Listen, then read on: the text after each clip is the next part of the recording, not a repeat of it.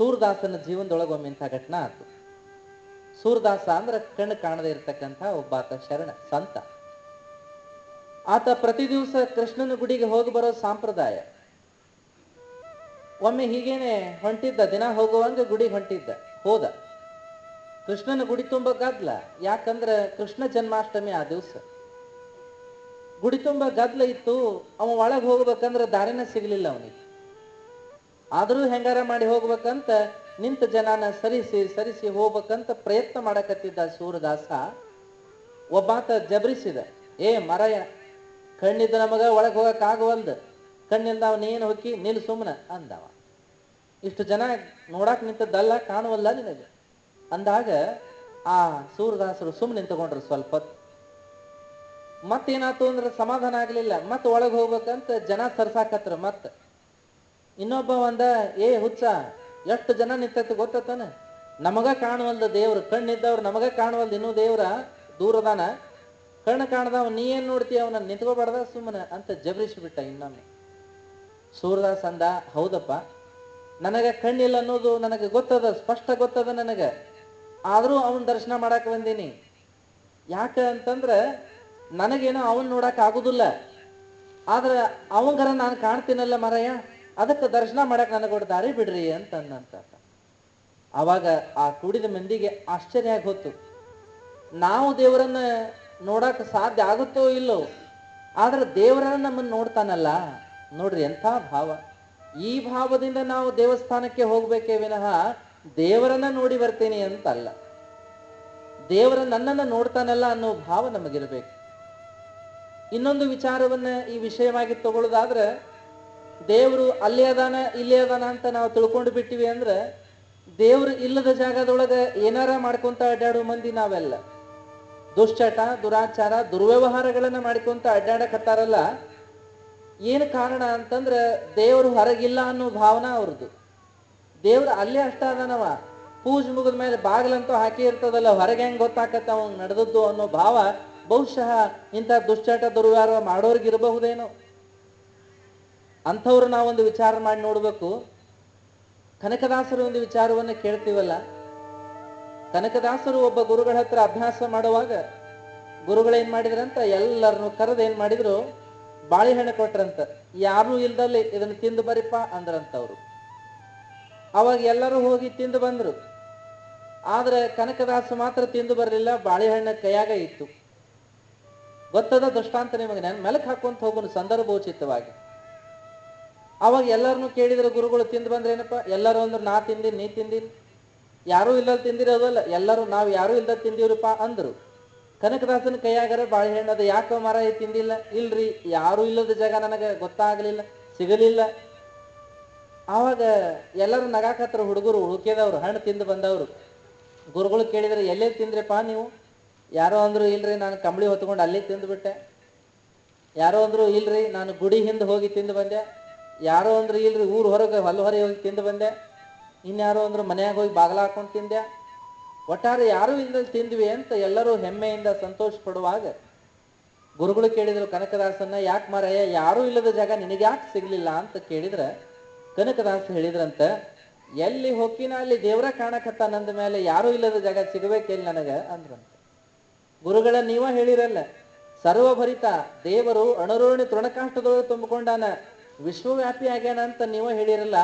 ಎಲ್ಲಾ ಕಡೆ ತುಂಬ್ಯಾನ ದೇವ್ರಂದ ಮೇಲೆ ಯಾರೂ ಇಲ್ಲದ ಜಾಗ ಎಲ್ಲಿ ಸಿಗ್ಬೇಕು ನನಗ, ಅದಕ್ಕ ತಿಂದಿಲ್ಲ ಅಂದನಂತ. ನೋಡ್ರಿ ಎಂಥ ಭಾವ ಅಲ್ಲ. ಬಹಳ ಜ್ಞಾನವನ್ನ ಕುತ್ಕೊಂಡು ಕೇಳಬೇಕು ಅಂತ ಏನಲ್ಲ, ಬಹಳಷ್ಟು ಗ್ರಂಥಗಳನ್ನ ಓದ್ಬೇಕಂತ ಏನಲ್ಲ.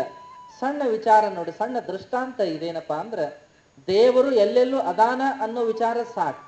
ಆ ವಿಚಾರ ಇಟ್ಟುಕೊಂಡು ಜೀವನ ಮಾಡಿದ್ರು ನಾವು ನಮ್ಮ ಜೀವನವನ್ನ ದೋಷರಹಿತವಾಗಿ ಮುಕ್ತವಾಗಿ ಇಟ್ಟುಕೊಂಡು ಪರಮಾತ್ಮನ ಪಾದವನ್ನು ಮುಟ್ಟಿಸಬಹುದಲ್ಲ ಈ ಕಾಯವನ್ನು ಒಯ್ದು.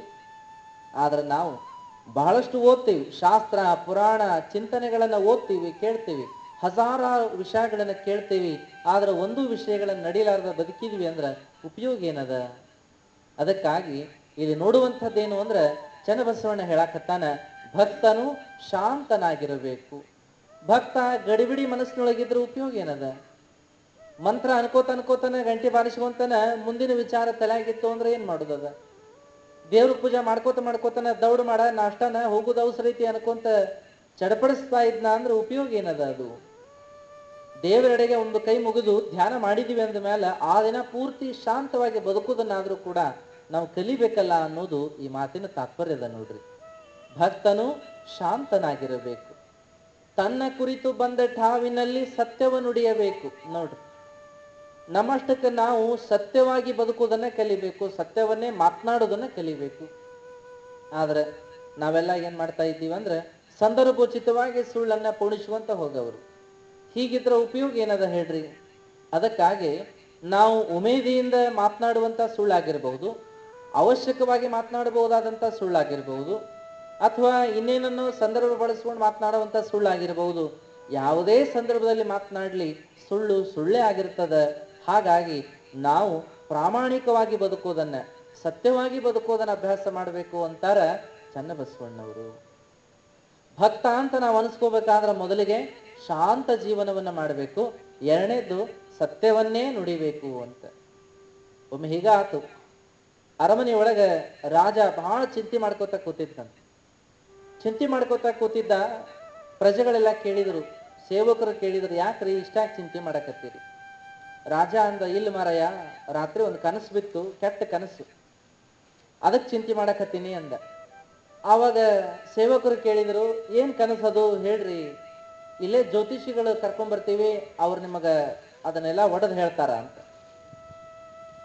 ಅವಾಗ ರಾಜ ಹೇಳಿದ, ಇಲ್ಲ, ಕನಸಿನಾಗ ಏನಾತು ಅಂತಂದ್ರೆ ನನ್ನ ಹಲ್ಲೆಲ್ಲ ಉದುರಿ ಹೋಗಿದ್ದು, ನನಗೆ ಬಹಳ ಭಯ ಆಗ್ಯದ, ಏನಾಕತ್ತೆ ಏನಂತ ಹೇಳಿ ಅಂದಾಗ ಸೇವಕರಂದ್ರು, ಇಲ್ಲ, ನಾವು ಜ್ಯೋತಿಷಿಯನ್ನ ಕರ್ಕೊಂಡು ಬರ್ತೀವಿ, ಕೇಳಿರಿ ಅಂತ ತಡ್ರಿ ಅಂತ ಹೇಳಿ ಜ್ಯೋತಿಷಿಯನ್ನ ಕರೆಯಕ್ ಹೋದ್ರು.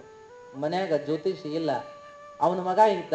ಅವ, ನಾ ಹೇಳ್ತೀನಿ ನಡ್ರಿ ಬರ್ತೀನಿ ಅಂತ ಹೇಳಿ ಅವನ ಬಂದಾಗ ರಾಜ ಅವನ ಮುಂದೆ ಹೇಳಿದ, ಕನಸಿನೊಳಗ ಹಲ್ಲೆಲ್ಲ ಉದುರಿ ಹೋಗ್ಯಾವ ಮಾರಾಯ, ಇದ್ರ ತಾತ್ಪರ್ಯ ಏನು, ಇದರ ಸೂಚನೆ ಏನು, ಮುನ್ಸೂಚನೆ ಏನು, ನನಗೆ ಬಹಳ ಭಯ ಆಗ್ಯದ ಅಂದಾಗ ಆ ಜ್ಯೋತಿಷಿಯ ಮಗ ಪಂಚಾಂಗ ತೆಗೆದು ನೋಡಿ ಹೇಳಿದ, ರಾಜ, ಈ ಕನಸಿನ ಮುನ್ಸೂಚನ ಬಹಳ ನೋವಿಂದದ. ರಾಜ ಅಂದ, ಹಾ, ಏನಾಗೈತಿ ಅಂದಾಗ ಆ ಜ್ಯೋತಿಷಿ ಹೇಳ್ತಾನ, ನಿಮಗ ಸಾವು ಹತ್ರ ಬಂದದ, ಇನ್ನೇನು ಕೆಲವು ದಿವಸದೊಳಗ ನೀವು ಪ್ರಾಣವನ್ನ ಬಿಡ್ತೀರಿ ಅಂತಂದಾಗ ರಾಜನಿಗೆ ಬಹಳ ಸಿಟ್ಟು ಬಂತು. ಅಯೋಗ್ಯ, ನನ್ನ ಎದುರಿಗೆ ನಿಂತುಕೊಂಡು ನಾನ ಸಾಯ್ತೀನಿ ಅಂತ ಹೇಳ್ತೀಯ, ಎಂಥ ಉದ್ದಟತನ ಮಾಡಕತ್ತೀನಿ ನೀನು ಅಂಥೇಳಿ ಸೈನಿಕರನ್ನ ಕರೆದ ಅವನನ್ನ ಜೈಲಿಗೆ ಹಾಕಿಸಿಬಿಟ್ಟ. ನನ್ನ ಎದುರಿಗೆ ನಿಂತುಕೊಂಡು ನಾನು ಸಾಯ್ತೀನಿ ಅನ್ನಬೇಕಾದ್ರ ಎಂಥ ಉದ್ದಟದನವ ಅಂತ ಹೇಳಿ ಜೈಲಿಗೆ ಹಾಕಿಸಿದ ತಕ್ಷಣ ಈ ಸುದ್ದಿ ಮನೆಗೆ ಹೋಗಿ ಬಿಡ್ತು. ಜ್ಯೋತಿಷಿಗೂ ಗೊತ್ತಾತು. ಅಯ್ಯೋಯಪ್ಪ ಅಂತ ಓಡೋಡಿ ಬಂದು ರಾಜನನ್ನ ನಮಸ್ಕಾರ ಮಾಡಿ ಕೇಳ್ತಾನ, ನನ್ನ ಮಗನ್ ಯಾಕೆ ಜೈಲಿಗೆ ಹಾಕಿರಿ, ಏನಾತ, ನನ್ನ ಮಗನ್ ತಪ್ಪು ಏನಾಗ್ಯದ ಅಂತಂದಾಗ ರಾಜ ಅಂದ, ಇಂಥ ಒಂದು ಕನಸು ಬಿದ್ದಿತ್ತು ಮಾರಾಯ, ಕನಸಿನ ತಾತ್ಪರ್ಯ ಏನು, ಮುನ್ಸೂಚನೆ ಏನು ಅಂತ ಕೇಳಿದ್ರೆ ನನ್ನ ಮಗ ನಾನ ಸಾಯ್ತೇನೆ ಅನ್ಬೇಕನ, ಅದಕ್ಕೆ ಅವ ಉದ್ದಟತನ ಮಾಡಿದ್ದಕ್ಕೆ ಜೈಲಿಗೆ ಹಾಕಿವೆ ಅಂತಂದಾಗ ಕೊನೆಗೆ ಜ್ಯೋತಿಷಿ ಅಂದ, ನನ್ನ ಮಗ ಇನ್ನೂ ಸಣ್ಣವ, ಅಷ್ಟೇನು ಕಲ್ತಿಲ್ಲ, ನಾ ನಿಮ್ಮ ಮಾತಿನ ಮುನ್ಸೂಚನೆ ಏನು, ತಾತ್ಪರ್ಯ ಏನು ಅನ್ನೋದನ್ನ ಹೇಳ್ತೀನಿ, ಅವನು ಬಿಟ್ಟು ಬಿಡ್ರಿ ಅಂತ ಹೇಳಿ ಮಗನನ್ನ ಬಿಡಿಸಿ ಅವ ರಾಜನ ಮಾತನ್ನ ಕೇಳಿದ. ಕನಸಿನೊಳಗ ಹಲ್ಲು ಉದುರಿ ಹೋಗ್ಯಾವ, ಇದ್ರ ಮುನ್ಸೂಚನೆ ಏನು ಅಂದಿದ್ದಕ್ಕ ಆ ಜ್ಯೋತಿಷಿನೂ ಸಹಿತ ಪಂಚಾಂಗ ತೆಗೆದು ನೋಡ್ತಾನ. ಮಗ ಹೇಳಿದ್ದು ಖರೆ ಇತ್ತು, ಆದ್ರೆ ಹೇಳಿದ್ದಕ್ಕೆ ಜೈಲಿಗೆ ಹಾಕಿದ್ದ. ಅದಕ್ಕೆ ಏನ್ ಹೇಳುದು ಮಾರಾಯ, ನಾನು ಹೇಳುದಾದ್ರೂ ಅದನ್ನ ಹೇಳಬೇಕು, ಹೆಂಗ್ ಹೇಳುದು ಅಂತ ಹೇಳಿ ಜ್ಯೋತಿಷಿ ವಿಚಾರ ಮಾಡ್ತಾನ. ಆದ್ರೆ ಹೇಳುದನ್ನ ಬಹಳ ಸುಧಾರಿಸಿ ಹೇಳ್ತಾನೆ. ರಾಜ, ನೀನು ಬಹಳ ಮಹಿಮಾನ್ವಿತ, ರಾಜ್ಯದೊಳಗೆಲ್ಲ ನಿನ್ನ ಕೀರ್ತಿ ಹಬ್ಬ್ಯದ, ಪ್ರಜೆಗಳನ್ನ ಮಕ್ಕಳಂತೆ ನೋಡ್ಕೊಳ್ತಾನ ಅಂತ ಎಲ್ಲರ ಬಾಯಾಗೂ ಅದ. ನಿನ್ನಂತ ರಾಜನನ್ನ ಪಡಿಲಿಕ್ಕೆ ನಾವೇ ಎಲ್ಲ ಧನ್ಯರು. ನಿನ್ನ ಅಪ್ರತಿಮ ಗುಣ ನೋಡಿ ದೇವ್ರ ಮೆಚ್ಚಿಕೊಂಡಾನ, ಅವ ಸಹಿತ ನಿನ್ನನ್ನ ಪ್ರೀತಿಯಿಂದ ಕರ್ಕೊಳಕತ್ತ ನೀನೇ ಕೆಲವು ದಿನದೊಳಗ ಅಂತಂದಾಗ ರಾಜನಿಗೆ ಬಹಳ ಸಂತೋಷ ಆತ. ದೇವ್ರಿಗೆ ಸಹಿತ ನಾನು ಪ್ರೀತಿಯಾಗಿನಂದ್ರ ನನ್ನಂತ ಪುಣ್ಯವಾನ ಯಾರೂ ಇಲ್ಲ ಅಂತ ಹೇಳಿ ಅವನಿಗೆ ಧನ ಕನಕ ವಸ್ತು ಒಡವೆ ಕೊಟ್ಟು ಸನ್ಮಾನ ಮಾಡಿದ್ನಂತೆ. ನೋಡಿ, ಅದಕ್ಕಾಗಿ ಹೇಳಿದ್ರಲ್ಲಿ ಸತ್ಯವನ್ನೇ ಹೇಳ್ರಿ. ಅದಕ್ಕೆ ಸಂಸ್ಕೃತ ಶ್ಲೋಕ ಹೇಳ್ತದ ಒಂದು, ಸತ್ಯಂ ಬ್ರೂಯಾತ್ ಪ್ರಿಯಂ ಬ್ರೂಯಾತ್ ನ ಬ್ರೂಯಾತ್ ಸತ್ಯಂ ಅಪ್ರಿಯ. ಸತ್ಯವನ್ನ ಮಾತನಾಡ್ರಿ, ಹಾಗಂತ ಸತ್ಯ ಹೇಳ್ತೀನಿ ಅಂತ ತಿಳ್ಕೊಂಡು ಇನ್ನೊಬ್ಬರ ಮನಸ್ಸಿಗೆ ನೋವು ಕೊಡಬೇಡ್ರಿ. ಸತ್ಯವನ್ನ ಪ್ರೀತಿಯ ರೀತಿಯಲ್ಲಿ ಹೇಳ್ರಿ, ಪ್ರೇಮದಿಂದ ಹೇಳ್ರಿ. ಸತ್ಯಂ ಬ್ರೂಯಾತ್ ಪ್ರಿಯಂ ಬ್ರೂಯಾತ್, ಪ್ರೀತಿಯಿಂದ ಹೇಳ್ರಿ, ಪ್ರೀತಿ ಬರುವಂಗ ಹೇಳ್ರಿ. ನ ಬ್ರೂಯಾತ್ ಸತ್ಯಮ ಪ್ರಿಯ, ಸತ್ಯವನ್ನ ಹೇಳ್ತೀನಿ ಅಂತ ತಿಳ್ಕೊಂಡು ಮನಸ್ಸಿಗೆ ನೋವಾಗುವಂಗ ಹೇಳ್ಬೇಡ್ರಿ ಅಂತ ಸುಭಾಷಿತಗಳು ಹೇಳ್ತಾವ. ಹಂಗಂದ್ರೆ ಏನ್ರಿ ಅಂತ ಕೇಳಿದ್ರೆ, ಒಬ್ಬ ಕುರುಡ ಅದಾನ, ಅವಂಗ ಕುಡ್ಡ ಕುಡ್ಡ ಅಂತ ಕರೆದ್ರೆ ಮನಸ್ಸಿಗೆ ನೋವಾಗ್ತದ. ಏನ್ರಿ ಮತ್ತೆ ಕಣ್ಣಿಲ್ದ ಅವ್ ಕುಡ್ಡ ಅಂತಾರ ಅಂದ್ರೆ ಅವಂಗ ಯಾಕೆ ಸಿಟ್ಟು ಬರಬೇಕು ಅಂತ ಕೇಳಿದ್ರೆ, ಸತ್ಯ ಖರೆ, ಆದ್ರೆ ಅದು ಪ್ರಿಯ ಅಲ್ಲ. ಅದಕ್ಕೆ ನಾವೇನ್ ಅನ್ಬಹುದು ಅಂತಂದ್ರೆ, ಪಾಪ ಅಂಧ ಕಣ್ಣಿಲ್ಲದವ ಅಂತ ಮರುಕ ವ್ಯಕ್ತಪಡಿಸಿದ್ರೆ ಅವನಿಗೆ ಬೇಜಾರಾಗುದಿಲ್ಲ. ನೋಡ್ರಿ, ಸತ್ಯ ಒಂದ ಅದ, ಅಂಧ ಅಂದ್ರೂ ಅದೇ, ಕುರುಡ ಅಂದ್ರೂ ಅದೇ, ಆದ್ರೆ ಆ ಶಬ್ದ ಕೊಡುವಂತಹ ಭಾವನಾ ಎಂಥದ್ದು ನೋಡ್ರಿ. ಅದಕ್ಕೆ ಸುಭಾಷಿತಗಳು ಹೇಳಿದವು, ಸತ್ಯವನ್ನ ಮಾತಾಡ್ತೀನಿ ಅಂತ ತಿಳ್ಕೊಂಡು ನೋವಾಗುವಂಗ ಮಾತಾಡ್ಬೇಡ್ರಿಪ್ಪ, ಪ್ರೀತಿಯಿಂದ ಮಾತನಾಡ್ರಿ ಅಂತ ಏನ್ ಹೇಳ್ಯಾವಲ್ಲ, ಆ ರೀತಿಯಲ್ಲಿ ನಾವು ನಡ್ಕೊಂಡ್ರೆ ಚನ್ನಬಸವಣ್ಣನ ಪ್ರಾಣಿಗಳನ್ನು ಸಹಿತ ನಮ್ಮಂತೆ ಕಾಣಬೇಕು ಅಂತ ಹೇಳಿದ್ರು. ನಾವೆಲ್ಲ ಹೆಂಗೆ ಕಾಣ್ತೀವಂದ್ರೆ, ಪ್ರಾಣಿಗಳನ್ನ ನಮ್ಮಂಗ ಅಂತ ತಿಳ್ಕೊಳಂಗಿಲ್ಲ. ನಾವೇನ್ ಮಾಡ್ತೀವಿ, ಯಾವುದೋ ಪ್ರಾಣಿ ಬಂದ್ರೆ ಅಪಶಕುನ ಅಂತ ತಿಳ್ಕೊತೀವಿ, ಯಾವುದೋ ಪ್ರಾಣಿ ಬಂದ್ರೆ ಒಳ್ಳೇದು ಅಂತ ತಿಳ್ಕೊತೀವಿ. ಅದ್ರಾಗ ನರಿ ಬಂದ್ರೆ ಬಹಳ ಚಲೋ ಅಂತೀವಿ ನಾವೆಲ್ಲ, ಅದನ್ನ ಬಿಟ್ಟು ಮತ್ತೊಂದು ಬಂದ್ರೆ ಬಹಳ ಕೆಟ್ಟ ಅಂತ ತಿಳ್ಕೊತೀವಿ. ರತನ್ ಪಕ್ಷಿ ನೋಡಿದ್ರೆ ಬಹಳ ಚಲೋ ಅಂತೀವಿ, ಕಾಗೆ ನೋಡಿದ್ರೆ ಬಹಳ ಕೆಟ್ಟದ್ದು ಅಂತೀವಿ ಅಲ್ಲ. ಯಾವುದೋ ಒಂದು ಪ್ರಾಣಿಗೆ ಬಹಳ ಚಂದ ಪ್ರೀತಿಯಿಂದ ರೊಟ್ಟಿ ಪಟ್ಟಿ ಏನೇನೋ ನೀಡ್ತೀವಿ, ಆದ್ರೆ ಇನ್ಯಾವುದೋ ಪ್ರಾಣಿ ಬಂದ್ರೆ ಅದನ್ನ ಬೈದು ಹೊಡೆದು ಕಳಿಸ್ತೀವಿ. ಹಾಗಾಗಬಾರದು ಅಂತ ಒಬ್ರು ತಮಾಷೆಯ ಕಥೆಯನ್ನು ಹೇಳೋದನ್ನು ನೀವು ಬಹುಶಃ ನೀವು ಕೇಳಿರ್ಬೋದಲ್ಲ. ಏನು ಅಂತಂದ್ರೆ, ಈ ಕತ್ತಿ, ಈ ಗೂಗಿ, ಈ ಕಾಗಿ ಬಗ್ಗೆ ಹೇಳ್ಕೊಂತ ಅನೇಕ ವಿಚಾರಗಳನ್ನ ಅನೇಕ ಕಥೆಗಳ ಮೂಲಕವಾಗಿ ಪಂಚತಂತ್ರದೊಳಗೆ ಹೇಳ್ಕೋತ ಬಂದಾರ್ರಿ.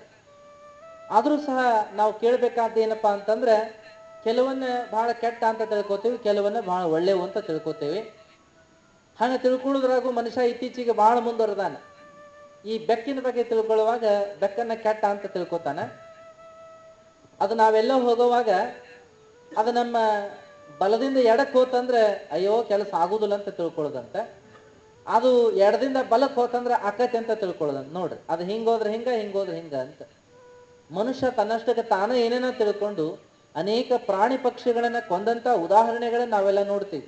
ಅದು ಕೆಟ್ಟದ್ದು, ಅದು ಇರಬಾರದು ಅಂತ ಹೇಳಿ ಕೊಂದಂತಹ ಅನೇಕ ಉದಾಹರಣೆಗಳನ್ನು ನೋಡ್ತೀವಿ. ಹಾಗಾಗಿ ಈ ಪರಿಸರದೊಳಗೆ ಅನೇಕ ಪ್ರಾಣಿ ಪಕ್ಷಿಗಳು ಕಡಿಮೆ ಆಗ್ಯಾವ ಅನ್ನುವಂಥ ವಿಚಾರವನ್ನು ಕೇಳ್ತೀವಿ ನಾವು. ಹಾಗಾಗಬಾರದು. ಅದಕ್ಕೆ ನಾವು ನಮಗೆಷ್ಟು ಈ ಜೀವನ ಬದುಕೋದಕ್ಕೆ ಹಕ್ಕು ದೇವರು ಕೊಟ್ಟಾನೋ ಅಷ್ಟು ಹಕ್ಕನ್ನ ಆ ಪಶು ಪ್ರಾಣಿ ಪಕ್ಷಿಗಳಿಗೂ ಕೊಟ್ಟಾನ. ಹಾಗಂತ ತಿಳ್ಕೊಂಡು ನಾವು ನಮ್ಮಷ್ಟಕ್ಕೆ ನಾವೇ ದೊಡ್ಡವರಾಗಿ ಪ್ರಕೃತಿಯ ಮೇಲೆ ಸವಾರಿಯನ್ನ ಮಾಡಬಾರದು ಅಂತ ನಾವು ಕೇಳ್ತೇವೆ.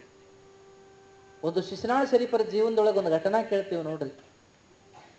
ಚೌಡಾಳದ ಹಾವೈ ಸ್ವಾಮಿಗಳು ಮಳಿ ಬರ್ಲಿಕ್ಕರ ತ್ರಿಶೂಲಕ್ಕೆ ತಲೆ ಕೊಟ್ಟು ಸಾಯ್ತೀನಿ ಅಂತ ನಿರ್ಧಾರ ಮಾಡ್ಕೊಂಡಿದ್ರಂತ. ಹಂಗೆ ಮಾಡ್ಕೊಂಡಾಗ ಮಳಿ ಬರ್ಲೇ ಇಲ್ಲ. 21 ದಿವಸ ತಕ್ಕ ನೋಡ್ತೀನಿ, ಮಳಿ ಬರ್ಲಿಕ್ಕರ ತ್ರಿಶೂಲಕ್ಕೆ ತಲೆ ಕೊಟ್ಟು ಸಾಯ್ತೀನಿ ಅಂತ ಹೇಳಿ ಚೌಡಾಳದ ಹಾವೈ ಸ್ವಾಮಿಗಳು ನಿಂತುಕೊಂಡಾಗ ಸಂಕಲ್ಪ ಮಾಡಿಕೊಂಡಾಗ 20 ದಿನ ಆಯ್ತು, 21ನೇ ದಿನ ಉಳಿತು, ಮಳಿ ಬರ್ಲಿಲ್ಲ ಅಂದ್ರೆ ನಮ್ಮ ಸ್ವಾಮಿಗಳು ಸಾಯ್ತಾರಂತ ತಿಳ್ಕೊಂಡು ಚೌಡಾಳದ ಜನ ಏನ್ ಮಾಡಿದ್ರಂತ, ಶರೀಫರ ಕಡೆ ಹೋದ್ರಂತ. ಯಜ್ಜ ನೀವ ಬಂದು ನಮ್ಮ ಸ್ವಾಮಿಗಳನ್ನ ಉಳಿಸ್ಬೇಕು, 21 ದಿವಸಕ್ಕೆ ಮಳಿ ಬರ್ಲಿಕ್ಕರ ತ್ರಿಶೂಲಕ್ಕೆ ತಲೆ ಕೊಡ್ತೀನಿ ಅಂದಾರವರು. ಇವತ್ತು 21ನೇ ದಿನ ನೀವು ಬರ್ಲಿಕ್ರ ನಮ್ಮ ಸ್ವಾಮಿಗಳನ್ನ ನಾವು ಕಳ್ಕೊಂಡ ಬಿಡ್ತೀವಿ ಅಂತ ಹೇಳಿ ಬೇಡ್ಕೊಂಡು ಶರೀಫರನ್ನ ಕರ್ಕೊಂಡು ಬಂದಾಗ ಏನಾಯ್ತು ಅಂತಂದ್ರೆ, ಶರೀಫರು ಬಂದು ಹೇಳ್ತಾರೆ, ಹಾವಯ್ಯ ಏನು ಹುಚ್ಚದೀಪ ನೀನು, ಇಳಿ ಇಳಿ, ನಿನ್ನ ಜೀವ ಕಳ್ಕೊಂಡ್ರೆ ಜಗತ್ತಿಗೆ ಒಳ್ಳೇದಕ್ಕತ್ತೇನ, ಇಳಿ ಮಾರಾಯ ಅಂದಾಗ ಹಾವೈ ಸ್ವಾಮಿಗಳು ಅಂದ್ರಂತ, ಜಗತ್ತಿಗೆ ಒಳ್ಳೇದನ್ನ ಮಾಡಕ್ಕ, ಜಗತ್ತಿನ ಸೇವಾ ಮಾಡಕ್ಕ ನಾವು ಅದೀವಂದ ಮೇಲೆ ಯಾಕೆ ಮಾಡಬಾರ್ದು ನಾವು? ಜಗತ್ತು ಒಳ್ಳೇದಾಗಿರ್ಲಿಕ್ಕೆ ನಾವು ಪ್ರಯತ್ನ ಮಾಡದೇ ಇದ್ರೆ, ಸುಭಿಕ್ಷವಾಗಿ ಬದುಕುವ ಹಾಗೆ ಪ್ರಯತ್ನ ನಮ್ದು ಇರದೇ ಇದ್ರೆ ಈ ಜೀವ ಇಟ್ಕೊಂಡರೆ ಏನು ಮಾಡುದು ಅಂತ ಹೇಳಿ ಹಾವೈ ಸ್ವಾಮಿಗಳು ಅಂದ್ರೆ, ಶರೀಫರಂದ್ರು, ಹುಚ್ಚ, ನಿನ್ನ ಜೀವ ಕಳ್ಕೊಂಡ್ರೆ ಜಗತ್ತಿಗೆ ಒಳ್ಳೇದಾಕತ್ತ ಅನ್ನೋದಾದ್ರೆ ನಾನೇನು ಕೂಡ ಕಳ್ಕೊಳ್ಳೋಣ, ಹಂಗೇನಾಗುದಿಲ್ಲ ಮಾರಾಯ ಅದು. ಮತ್ತು ಮಳಿ ಆಗುದು ಬಿಡುದು ಪರಮಾತ್ಮನ ಕೈ ಅಂದದು. ನಾನು ಬರೆಸಿರ್ತೀನಿ ಅನ್ನೋ ಹಠ ಯಾಕೆ? ಪ್ರಕೃತಿ ಮೇಲೆ ಸವಾರಿ ಮಾಡೋದು ಬೇಡಪ್ಪ, ಪ್ರಕೃತಿ ಕೂಸು ನಾವೆಲ್ಲ, ಅದಕ್ಕೆ ಒಗಿಕೊಂಡು ಬದುಕೋಣ ಅಂತ ಹೇಳಿದ್ರು ಅನ್ನುವಂಥ ಮಾತನ್ನು ನಾವು ಕೇಳ್ತೀವಿ. ಅಂದ್ರೆ ತಾತ್ಪರ್ಯ ಇಷ್ಟನೇ, ಪ್ರಕೃತಿಯ ಕೂಸಾಗಿ ನಾವೆಲ್ಲ ಬದುಕಬೇಕು.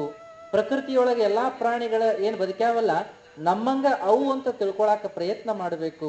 ಯಾವ ಪ್ರಾಣಿಯನ್ನು ಕೆಟ್ಟ, ಯಾವ ಪ್ರಾಣಿಯನ್ನು ಕೂಡ ಒಳ್ಳೇದು ಅಂತ ಭೇದ ಭಾವ ಮಾಡಬಾರದು. ಸಾಧ್ಯ ಆದ್ರೆ ಅವುಗಳಿಗೆ ಸಹಾಯ ಮಾಡಬೇಕು, ಅವುಗಳಿಗೆ ಅನುಕೂಲ ಆಗುವ ಹಾಗೆ ಪರಿಸರ ನಿರ್ಮಾಣ ಮಾಡಬೇಕು.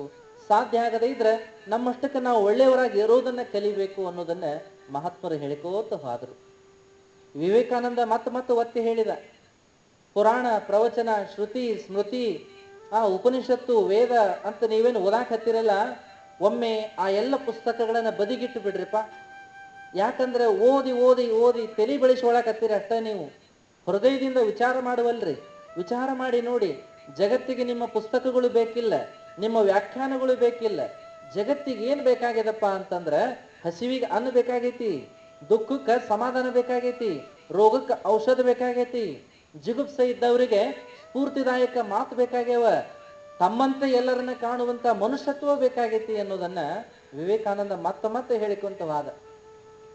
ವಿವೇಕಾನಂದ ಯಾವ ದೇವರ ಆರಾಧನೆಯನ್ನು ಮಾಡ್ಕೋತ ಕುಂದಿರ್ಲಿಲ್ಲ. ವಿವೇಕಾನಂದ ಎಲ್ಲಿ ಪ್ರವಚನ ಮಾಡ್ಕೋತ ಕುಂದಿರ್ಲಿಲ್ಲ. ಆತ ಹೇಳಿದ್ದಿಷ್ಟನ, ಜಗತ್ತಿನ ತುಂಬ ಅಡ್ಡಾಡಿ ಹೇಳಿದ ಮಾತುಗಳು ಇಷ್ಟನ. ಏನಪ್ಪಾ ಅಂದ್ರೆ, ಮನುಷ್ಯರು ಮನುಷ್ಯರಂತೆ ಬದುಕ್ರಿಪ್ಪ. ನೀವ್ ಹೆಂಗ ಪ್ರೀತಿಯಿಂದ ಬದುಕ್ತಿರಲ್ಲ ಹಂಗ ಎಲ್ಲಾ ಪ್ರಾಣಿಯನ್ನ ಬದುಕಾಕ್ ಅವಕಾಶ ಮಾಡಿಕೊಡ್ರಿಪ್ಪ. ಯಾರು ಕೂಡ ಸುಳ್ಳನ್ನ ಹೇಳಿ, ಮೋಸನ್ನ ಮಾಡಿ, ಇನ್ನೊಬ್ಬರನ್ನ ವಂಚಿಸೋದನ್ನ ಮಾಡಿ ಜೀವನವನ್ನ ಕಳಿಬ್ಯಾಡ್ರಿಪ್ಪ. ಜೀವನ ಸಿಕ್ಕಿದ್ದು ಅಮೂಲ್ಯ, ಅದು ಪರಮಾತ್ಮನ ಕರುಣಾದಿಂದ ಸಿಕ್ಕತಿ. ಯಾವ ಪುಣ್ಯ ಮಾಡಿವ ಏನ ಈ ಜನ್ಮ ಸಿಕ್ಕತಿ, ಇದನ್ನ ಹಾಳು ಮಾಡಿಕೊಂಡು ಹೋಗೋದು ಬೇಡ, ಉಳಿಸಿಕೊಂಡು ಸಾರ್ಥಕ್ ಮಾಡಿಕೊಂಡು ಹೋಗೋನು ಅನ್ನೋ ಮಾತನ್ನ ಹೇಳಿಕೊಂತ ಹೋಗ್ಯಾರಲ್ಲ. ಇದೇನು ಬಹಳ ದೊಡ್ಡ ತತ್ವ ಅದರಿ. ಸುಲಭವಾದ ತತ್ವವನ್ನ ಎಷ್ಟು ಚೆನ್ನಾಗಿ ಮಾರ್ಮಿಕವಾಗಿ ಹೇಳಿದ್ರು ಅಂದ್ರೆ ನಮಗೆಲ್ಲರಿಗೂ ಅದು ಹೌದು ಅನಿಸ್ಬೇಕು. ಅಷ್ಟ ಅಲ್ಲ, ಆಚರಣೆಗೂ ಕೂಡ ನಾವು ತಂದಿರಬೇಕು. ಅಂಥ ಮಾತುಗಳನ್ನು ಹೇಳಿಕೊಂತ ಹೋದ್ರು. ಶರಣರು ಕೂಡ ಅದನ್ನ ಹೇಳಿದ್ರು. ಆದ್ರೆ ನಮಗದು ಪರಿಣಾಮ ಆಗಲಿಲ್ಲ. ನಮಗ ತಿಳಿಲಾರದ ಸಂಸ್ಕೃತ ಹೇಳಿದ್ರೆ ಬಹಳ ಆಶ್ಚರ್ಯ ಅನಿಸ್ತದ, ಪ್ರೀತಿ ಅನಿಸ್ತದ ನಮಗ್. ಅಬ್ಬಾ ಎಂತ ಮಾತು ಹೇಳಿದ್ರಿ ಆಹಾ ಅಂತೀವಿ ನಾವು. ತಿಳಿಲಾರದ ಸಂಸ್ಕೃತವನ್ನ ನಮಗ್ ಹೇಳಿಬಿಟ್ರೆ ಖುಷಿ ಆಗ್ತದ. ತಿಳಿಯೋ ವಚನಗಳನ್ನು ಹೇಳಿದ್ರೆ ಅಯ್ಯೋ ಅವ ವಚನ ಹೇಳಿದ್ರು, ಕಳಬೇಡ ಅಂತ, ಕೊಲಬೇಡ ಅಂತ ಇವನ್ನ ಹೇಳಿದ್ರಂತ. ಇರೋ ಧರ್ಮ ಎಲ್ಲ ಇದ್ರಾಗ ಐತಿ, ಕಳಬೇಡ ಕೊಲಬೇಡ ಅನ್ನೋದ್ರಾಗ ಅನ್ನೋದನ್ನ ಅರ್ಥ ಮಾಡಿಕೊಳ್ಳುವುದಿಲ್ಲ ನಾವೆಲ್ಲ. ಹೇಳಿದ್ರಲ್ಲ, ದಯವೇ ಧರ್ಮದ ಮೂಲವಯ್ಯ, ಮುಗಿದು ಹೋತಲ್ಲ, ಇನ್ನೇನು ಬೇಕು. ದಯ ಅನ್ನೋದೊಂದು ತಿಳಿದ್ರೆ ಧರ್ಮನ ತಿಳಿದಂಗ ಆತು ಅಂದ ಮೇಲೆ ನಾವು ಇನ್ನೇನನ್ನ ಕಲಿಯೋದದ. ಬ್ರಹ್ಮಾನಂದ ಅಜ್ಜನವರು ಸಹಿತ ಉಪದೇಶ ಮಾಡುವಾಗ ಸರಳವಾಗಿ ಉಪದೇಶ ಮಾಡಿದ್ರೇನಪ್ಪಾ ಅಂತಂದ್ರೆ, ಇಲ್ಲಿ ಗ್ರಂಥಗಳನ್ನ ಇಟ್ಟಾರ ನೋಡ್ರಿ, ಅದ್ರಾಗ ಸಿಗ್ತದ. ಆ ಬ್ರಹ್ಮಾನಂದ ಶಿವಯೋಗಿಗಳವರ ಉಪದೇಶ ಅಮೃತ ಅಂತ ಸಣ್ಣ ಪುಸ್ತಕ ಐತ್ರಿ. ಬಹಳ ಒಳ್ಳೆಯ ಜ್ಞಾನ ಅದ್ರೊಳಗದ. ಅಜ್ಜವರು ಆಡು ಭಾಷೆ ಒಳಗ ಏನ್ ಹೇಳಿದ್ರು ಅಂತಂದ್ರೆ, ಮನುಷ್ಯ ಕೇಳ್ತಾನ ಹಜಾರು ಕೇಳ್ತಾನ, ಕೃತಿಯರ ಒಂದೂ ಇಲ್ಲ. ಏನ್ ಮಾಡುದು ಮಾರಾಯ? ಮನುಷ್ಯ ಕೇಳಿ ಕೇಳಿ ನಡಿದೆ ಇದ್ರೆ ಆ ಜೀವನ ಮುಂದೆ ಅದು ಒಳ್ಳೇದಾಗಿ ಹುಟ್ಟುದಿಲ್ಲೋ ಮಾರಾಯ.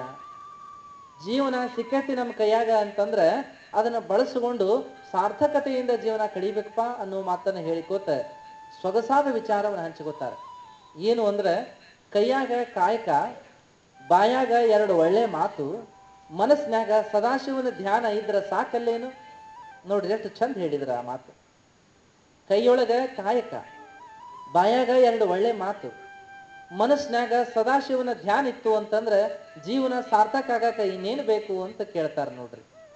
ಹಾಗಾಗಿ ನಾವಿದನ್ನ ಅರ್ಥ ಮಾಡಿಕೊಂಡ್ರೆ ನಮಗನಿಸ್ತದ, ಹೌದಲ್ಲ, ನನ್ನಂಗ ಎಲ್ಲ ಅಂತ ತಿಳ್ಕೊಂಡ್ರೆ ಸಾಕು, ನಾವು ಮನುಷ್ಯರಾಗಿ ಬಿಡ್ತೀವಿ ಅನ್ನೋದನ್ನ